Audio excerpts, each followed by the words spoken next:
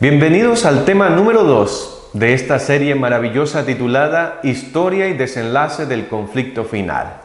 Desde los tiempos de Jesús hasta la eternidad vamos a saber qué nos dejó el Señor en su palabra y a través de sus escritos para que los cristianos, los discípulos, los hijos de Dios, sepamos en qué momento de la historia vivimos. Sin más preámbulo, vamos al capítulo número 2. Vamos en el año 64 hasta el año 310 después de Cristo. Les recuerdo, año 64 al 310 después de Cristo. Esto que vamos a ver es todo lo que sucedió durante este periodo de la historia. Cuando Jesús reveló a sus discípulos la suerte de Jerusalén y los acontecimientos de la segunda venida, predijo también lo que habría de experimentar su pueblo desde el momento en que Él sería quitado de en medio de ellos, hasta el de su segunda venida en poder y gloria para libertarlos. Todo estaba mostrando el Señor Jesús en aquel sermón profético que estaba dando en las laderas del monte. Es así como en unas cuantas declaraciones breves de terrible significado predijo la medida de aflicción que los gobernantes del mundo impondrían a la iglesia de Dios. Qué curioso que el Señor ya había anunciado desde hace tiempo lo que el pueblo de Dios iba a vivir en la edad temprana, en la edad media y al final de la historia también.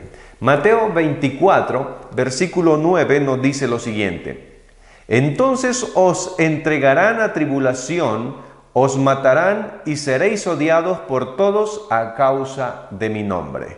El verso 21 dice: porque habrá entonces gran tribulación, cual no ha habido desde el principio del mundo hasta ahora, ni la habrá.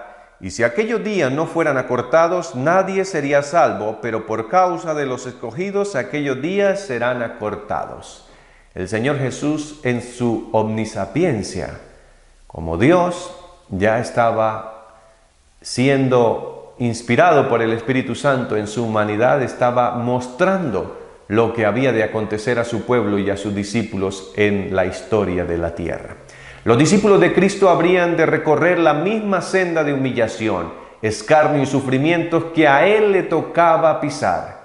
La enemistad que contra el Redentor se despertara iba a manifestarse contra todos los que creyesen en su nombre. La misma suerte de su Salvador, los creyentes, los discípulos, los seguidores, la iban a padecer. La historia de la iglesia primitiva atestigua que se cumplieron las palabras del Salvador. Los poderes de la tierra y del infierno se coligaron para atacar a Cristo en la persona de sus discípulos. El paganismo previó que de triunfar el Evangelio, sus templos y sus altares serían derribados y reunió sus fuerzas para destruir el cristianismo.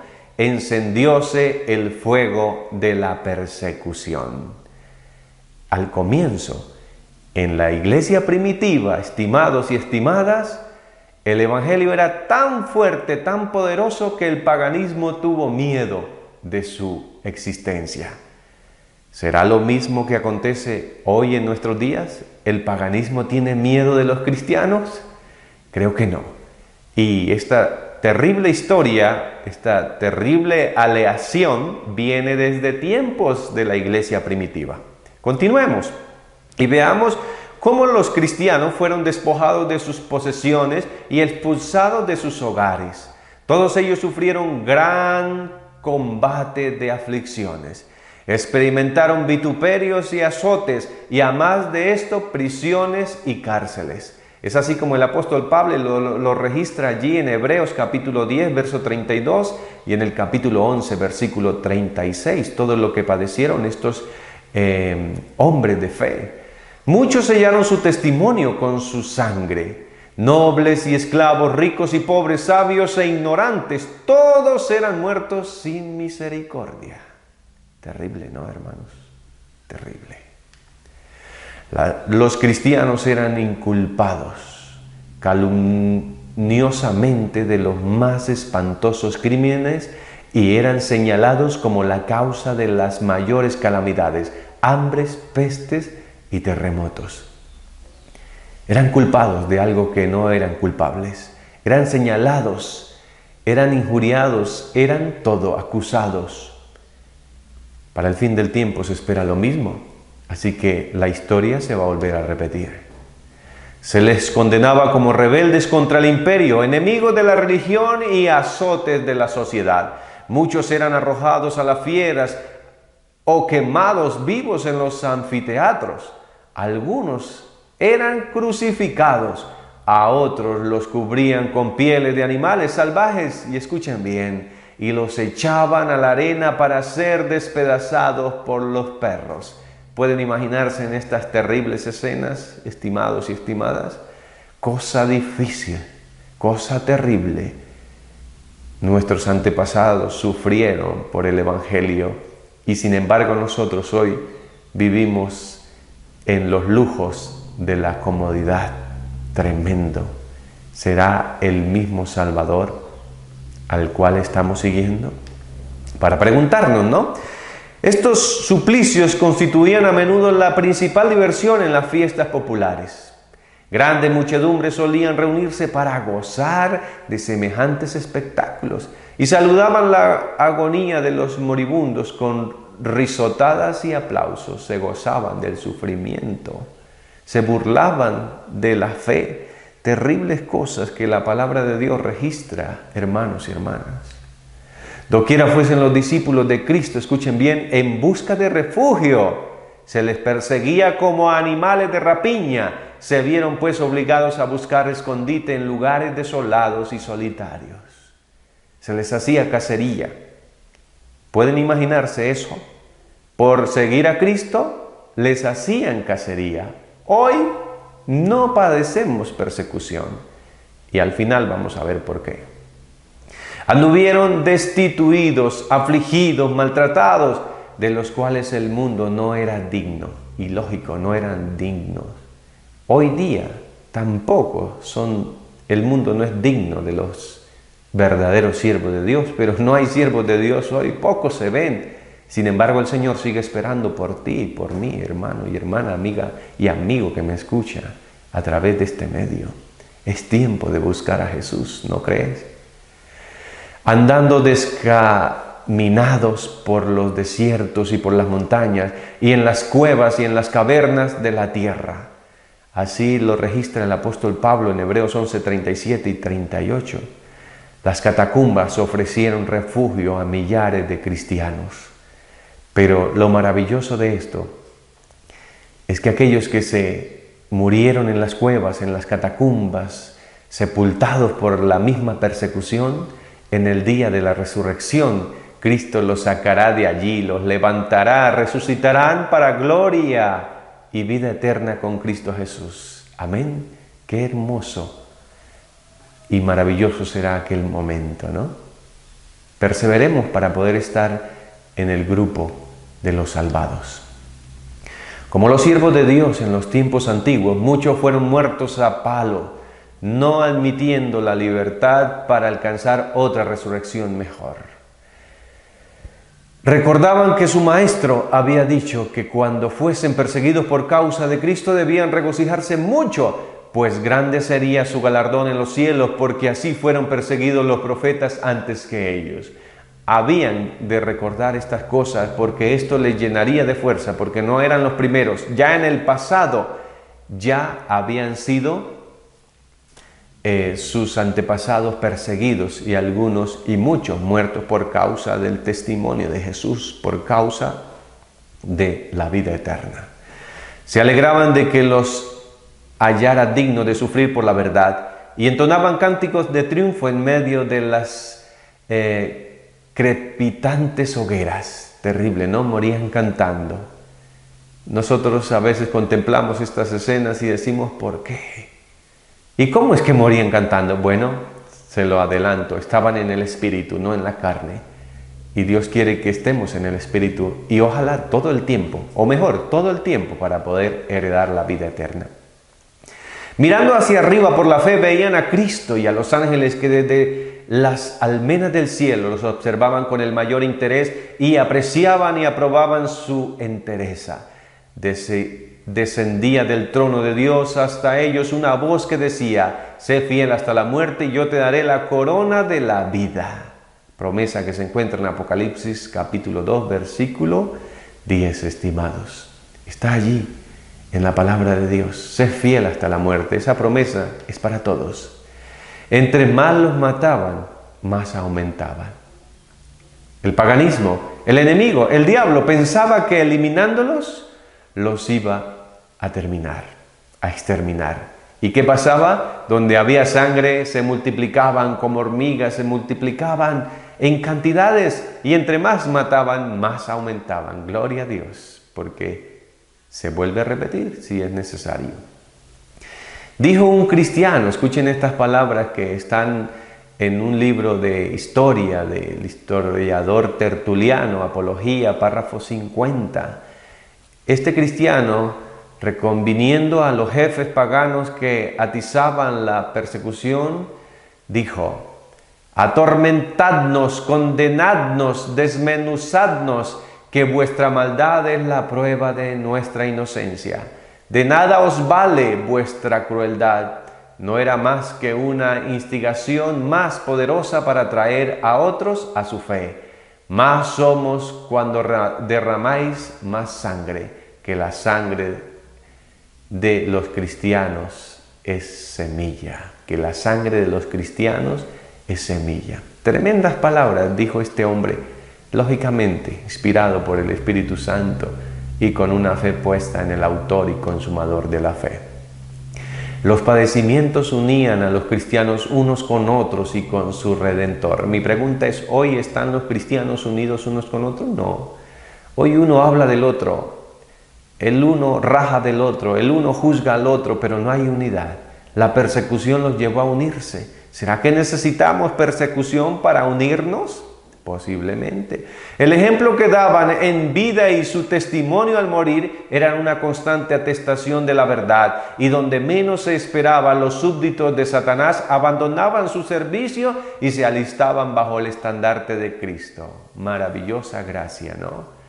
Por ese fiel testimonio y por vidas convincentes, los que los perseguían terminaban ahora convirtiéndose en seguidores de ellos, y por lo tanto ya iban a ser perseguidos, de perseguidores a perseguidos. Tremenda cosa lo que puede hacer el Evangelio de nuestro Cristo.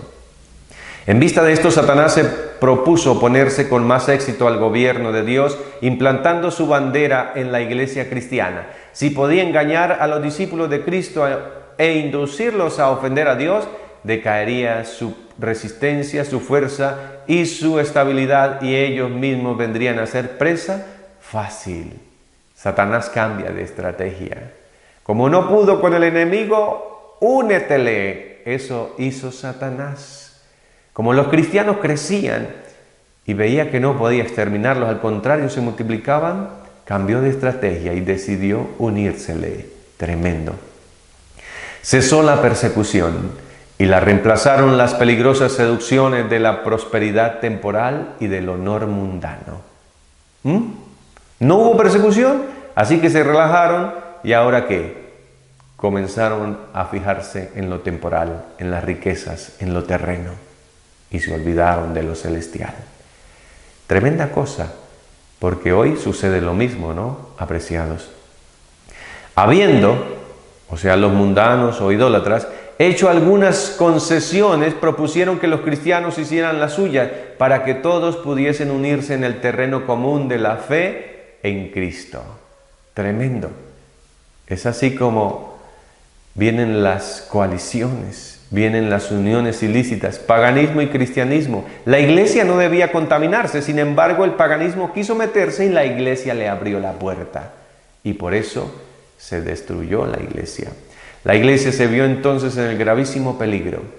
Mezcolanza, tibieza, adoración, una adoración híbrida, falta de consagración, concesiones con el mundo, etc. Toda la mezcla que podamos imaginarnos sucedió con el mundo. Y en comparación con él, la cárcel, las torturas, el fuego y la espada eran bendiciones.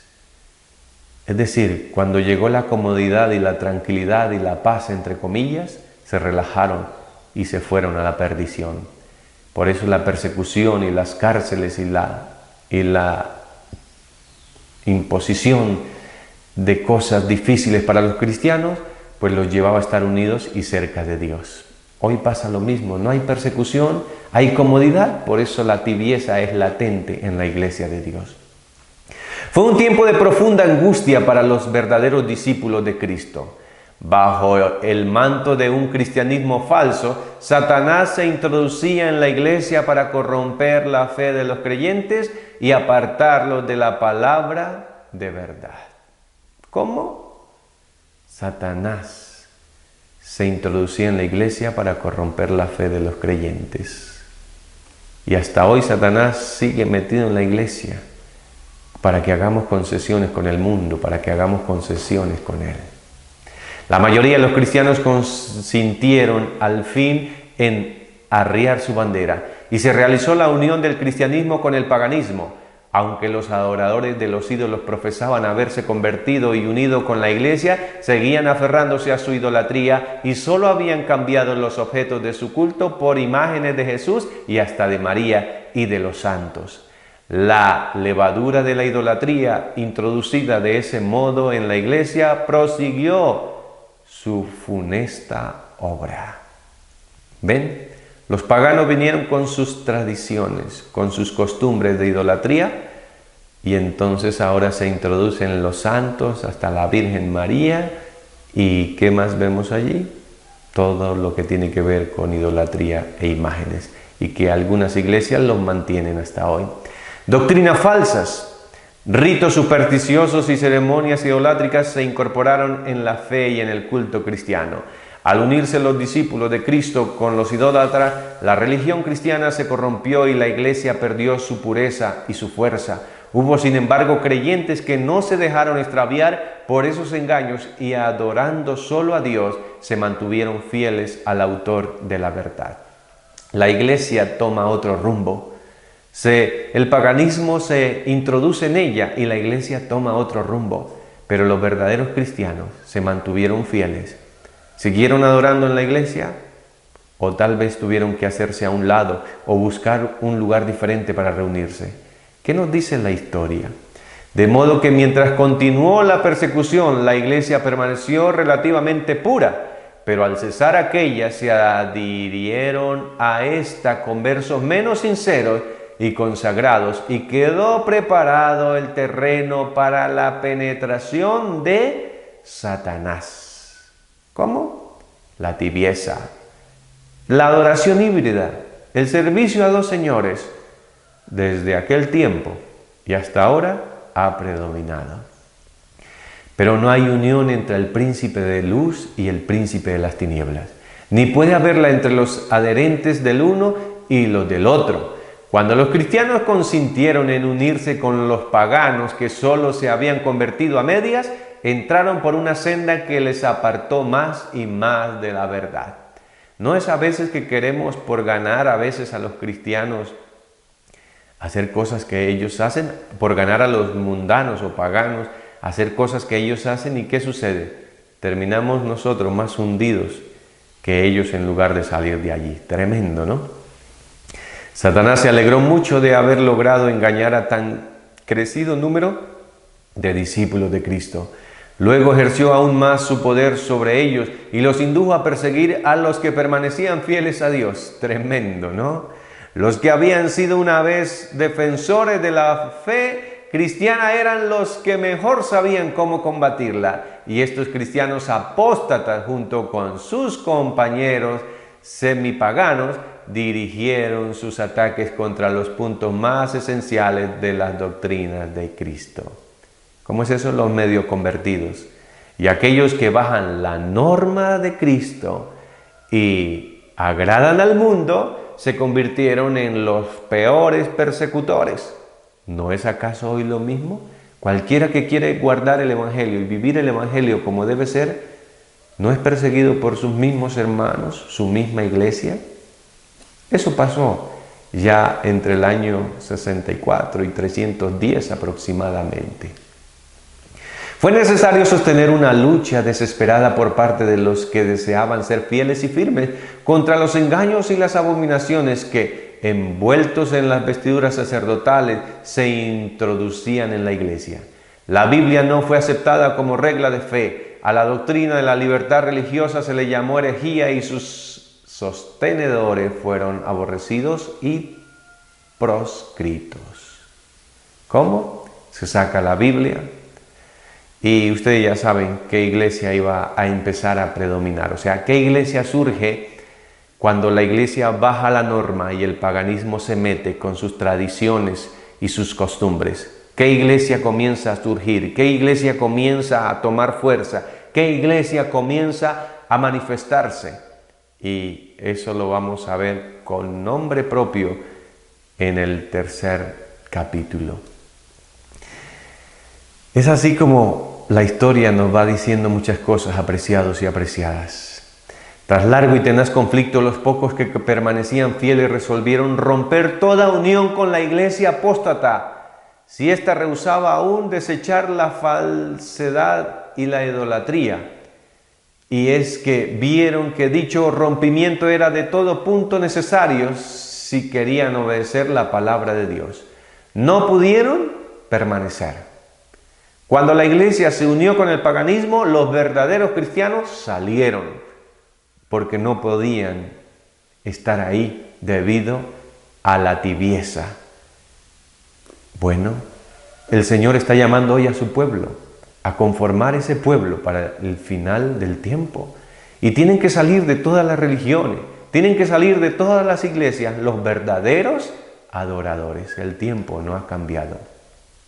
Bueno sería para la iglesia y para el mundo que los principios de aquellas almas vigorosas que sostuvieron revivieran hoy en los corazones de los profesos hijos de Dios. Nótase hoy una alarmante indiferencia respecto de las doctrinas que son como las columnas de la fe cristiana. Está ganando más y más terreno la opinión de que al fin y al cabo dichas doctrinas no son de vital importancia. No, la doctrina no importa, los principios no importan, lo importante es que haya armonía y unión. El mundo no está buscando unión, el mundo no está buscando paz y seguridad. Pero los principios de Dios van a causar división porque las concesiones con el mundo no son agradables al Señor Todopoderoso. No hay duda de que los cristianos primitivos fueron un pueblo peculiar. Su conducta intachable y su fe inquebrantable constituían un reproche continuo que turbaba la paz del pecador. Aunque pocos en número, escasos de bienes, sin posición ni títulos honoríficos, aterrorizaban a los obradores de maldad. Donde quiera que fueran conocidos su carácter y su doctrina, por eso los odiaban los impíos, como Abel fue aborrecido por el impío Caín. Maravilloso escuchar esto. Era por el carácter, era por los principios que los odiaban. No tenían riquezas, no tenían nada, como el Hijo del Hombre no tenía dónde recostar su cabeza, ni pasar la noche, ni dónde comer. Pues así los cristianos que le siguieron a la iglesia primitiva pasaban por lo mismo y sin embargo causaban lo mismo que causaba Juan el Bautista y el mismo Jesús por su testimonio. Por el mismo motivo que tuvo Caín para matar a Abel, los que procuraban librarse de la influencia refrenadora del Espíritu Santo daban muerte a los hijos de Dios. Por ese mismo motivo los judíos habían rechazado y crucificado al Salvador. Es a saber, porque la pureza y la santidad del carácter de éste constituían una reprensión constante para su egoísmo y corrupción. Desde el tiempo de Cristo hasta hoy, sus verdaderos discípulos han despertado el odio y la oposición de los que siguen con deleite los senderos del mal. La historia se repite, pero hoy día hay persecución, pues algo. Sin embargo, Dios está llamando a muchos más fieles para vivir el verdadero evangelio en estos tiempos. Previendo las dudas que asaltarían a sus discípulos en días de las pruebas y oscuridad, el Salvador les dijo: acordaos de la palabra que yo os he dicho, no es el siervo mayor que su Señor. Si a mí me han perseguido, también a vosotros os perseguirán. Fueron palabras de Jesús escritas allí en el Evangelio de Juan, en el capítulo 15, versículo 20. Jesús les estaba dando lo que iba a acontecer. Jesús sufrió por nosotros más de lo que cualquiera de sus discípulos pueda sufrir al ser víctima de la crueldad de los malvados. Los que son llamados a sufrir la tortura y el martirio no hacen más que seguir las huellas del amado Hijo de Dios. Y lógicamente quien sigue las huellas de Jesús, pues dice el apóstol Pedro en su segunda carta, capítulo 3, 9, que el Señor no tarda su promesa. Así que perseverar y seguir porque el Señor lo ha prometido y Él es fiel. Él no se olvida de sus hijos ni los abandona, querido, pero permite a los malvados que pongan de manifiesto su verdadero carácter para que ninguno de los que quieran hacer la voluntad de Dios sea engañado con respecto a ellos. Además, los rectos pasan por el horno de la aflicción para ser purificados y para que por su ejemplo otros queden convencidos de que la fe y la santidad son realidades y finalmente para que su conducta intachable condene a los impíos y a los incrédulos. Es necesario que hayan verdaderos discípulos en estos tiempos, apreciados y apreciadas. Mi pregunta es, ¿somos uno de ellos? ¿Eres tú? ¿Soy yo? Bueno, otro asunto hay de más importancia aún que debería llamar la atención de las iglesias en el día de hoy. Vamos a hablar de este día, estimados. El apóstol Pablo declara que todos los que quieran vivir piamente en Cristo Jesús padecerán persecución. Se lo escribió a Timoteo en su segunda carta, en el capítulo 3, versículo 12. Va a haber persecución para los que quieran ser fieles a Jesús. ¿Por qué entonces parece adormecida la iglesia o adormecida la persecución en nuestros días en la iglesia? ¿Cuál será el motivo o qué pasará? El único motivo, estimados y estimadas, es que la iglesia se ha conformado a las reglas del mundo y por lo tanto no despierta oposición. Estamos acostumbrados, amañados en esta tierra y por eso, como estamos aliados a este mundo, no causamos persecución o no inspiramos persecución. ¿Por qué? Porque lo que hace un mundano lo hacemos los cristianos y no. Si seguimos así vamos a ser vomitados por el Señor, está escrito. Es hora de levantar el estandarte ensangrentado del príncipe Emanuel, estimados y estimadas. Es hora de ponernos del lado de Cristo.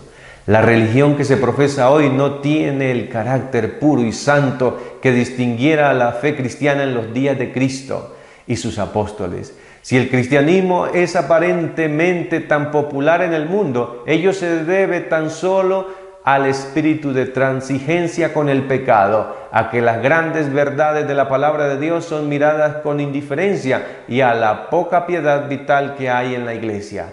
Revivan la fe y el poder de la iglesia primitiva y el espíritu de persecución revivirá también y el fuego de la persecución volverá a encenderse. Estimados y estimadas, la iglesia no es perseguida porque la iglesia no vive el evangelio. La iglesia no es perseguida porque la iglesia es aliada del mundo. Satanás dirige muchos cristianos y a veces nosotros participamos de sus filas porque nos dejamos inducir por su espíritu malo. ¿Pero qué quiere Dios? ¿Que sea Satanás quien nos gobierne o sea el Espíritu Santo quien nos dirija? Pues si nosotros queremos hacer la voluntad de Dios y queremos que Cristo venga pronto, debe ser el Espíritu Santo induciéndonos a andar en las pisadas de Jesús. Y cuando eso sea logrado en nuestras vidas, entonces la persecución, sin buscarla, vendrá y nos alcanzará. Pero allí está la promesa de nuestro Salvador. Él estará con nosotros hasta el fin del tiempo para salvarnos, para cuidarnos y para darnos su bendición. Que Dios nos bendiga y que Dios nos ayude en este momento de historia en el que vivimos. Que Dios nos acompañe y bendiciones para todos.